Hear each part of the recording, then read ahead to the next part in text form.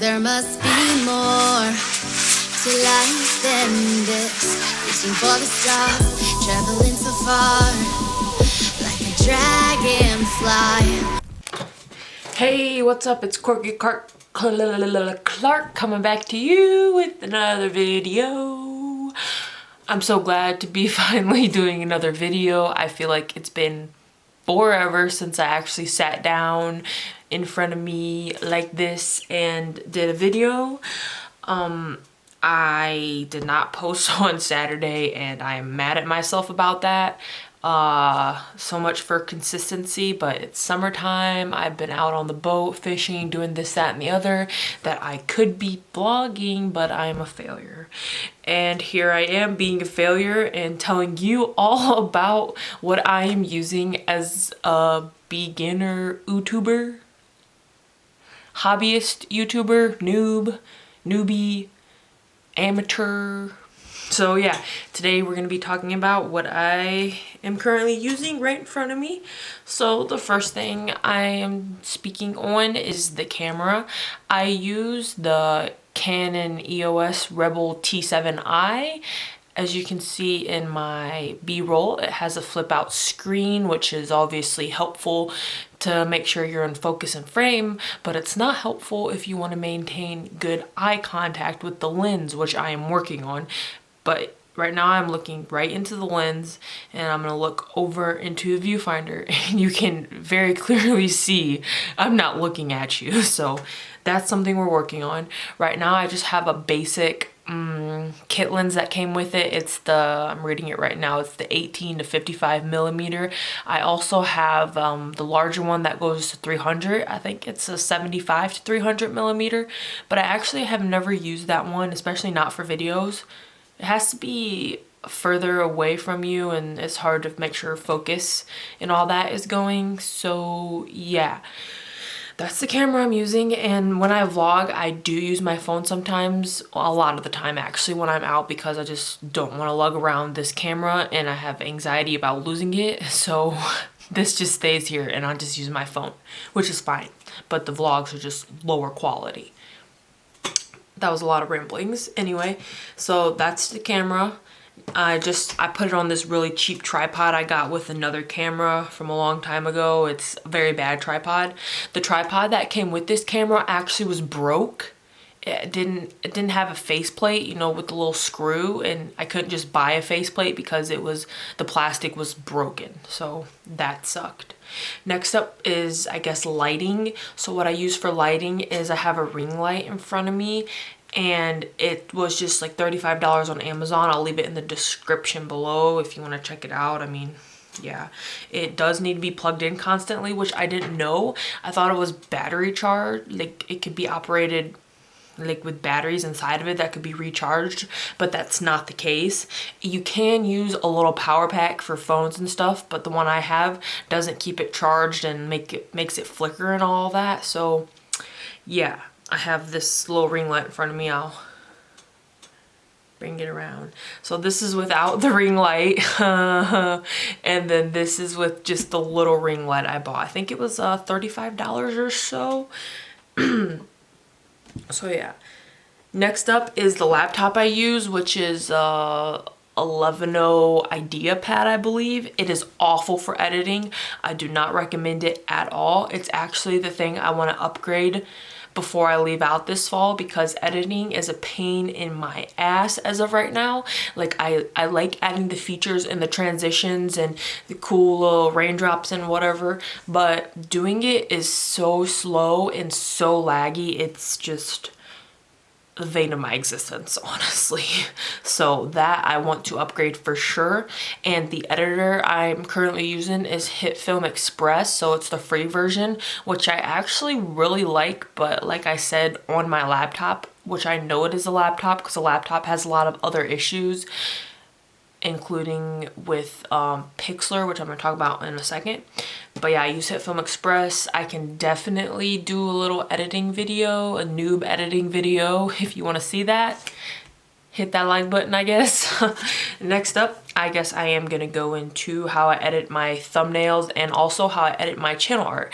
For both of them, I use Pixlr. You don't have to download it, it's just an online site. You can do a bunch of different things, lasso tool, adding text, there's different features, there's layers you can use.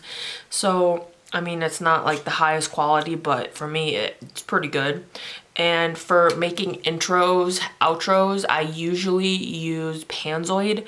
Right now, my outro will be a Panzoid outro, but my newest intro with the burning fire and butterflies is actually just the Photos app that was on my computer. It has a few cool little animations like that, like the butterflies. So I just used that and threw together some stuff and things and stuff. But yeah, that's what I do for editing my pictures and for making my intros and outros, Pixlr and Panzoid. And so let's see, we did camera, we did lighting, we did editor, what I edit on. I guess I can talk about music with you. It's very hard to find copyright-free music, in my opinion. The first source I use as music is it's YouTube's music studio, maybe. It's where they just have their free music that you can use without even anything in your description. It's just, there's usually no vocals at all. It's usually drums and guitars and different things like that. So that's one, the YouTube Music Studio. And the second one I use is actually a YouTube channel itself. It's called, let me get it right, copyright free music, or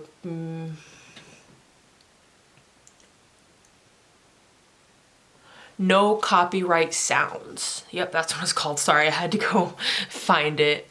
So no copyright sounds on YouTube. It's a channel. They link down below where you can download it for free, and it's very easy.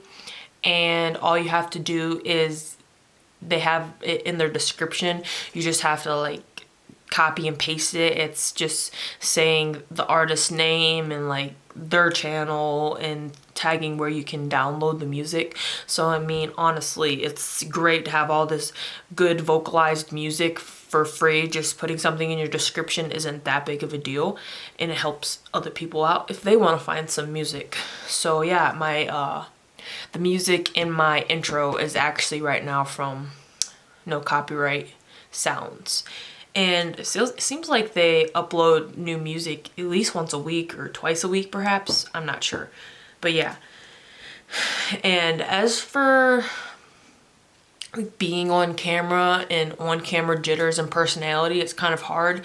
As you can see in some of my videos, in some scenarios, I still have like a lot of anxiety, and I'm definitely not perfect with my on-camera connection and just like the way I am, because I'm pretty comfortable in front of the camera and talking to you it but when it comes to like being out in public and vlogging, and also if I think someone's listening to me like out in the living room for some reason, because sometimes I can be super paranoid, then like it can throw my personality off, or it can just throw the way I'm coming through on camera off. It's actually what seems to be a talent that people have mastered, like YouTubers have mastered with their own camera.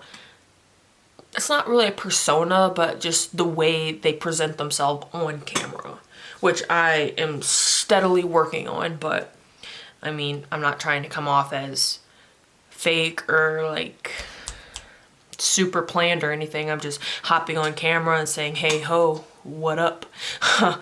So yeah, that's that. And I think I went over everything I wanted to go over. Oh, ding, ding, ding, ding, ding.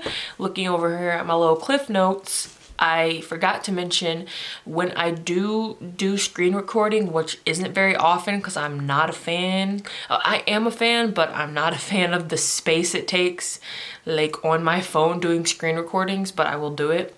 I actually have a video coming up where I'm going to be doing some screen recording, but I use, it's called A to Z, AZ screen recorder. If you just type in AZ in like Google Play, because I have an Android, so if you type in AZ in Google Play, it'll pop right up, and it's actually a really nice free screen recorder, and I highly recommend it. And as for like, I have a little logo that pops up if you watch on computer or different things. There's like a little Corky Clark that pops up, like a QC, that was also made on like Pixlr. Pretty much any little logo-y things I make on Pixlr. I actually want to upgrade it, as well as I like upgrading my channel art because I haven't found a channel art that I really like. I don't know if I'm just not doing it right, I guess. I mean, I think the one I have is okay right now, but it's kind of basic. I don't know. Let me know what you think of my channel art in my intro. That would actually be really helpful. And if you have any questions about anything you think I missed or any topics, let me know. I can also do little tutorials on how to use Pixlr to make a logo or a channel art, as well as Panzoid. Panzoid was a little bit difficult for me to use at the beginning, for sure. So, thank you so much for watching, and I hope you have a fantastic freaking day, night, evening, and you enjoy this summer weather, obviously if you're in the United States. And if you're not in the United States, hi, what's up? Live your best life wherever you are. I would love to visit wherever you are someday. Maybe I'll vlog it and I can meet up with you. Anyway, okay, I think that's all from me for this video. Bye.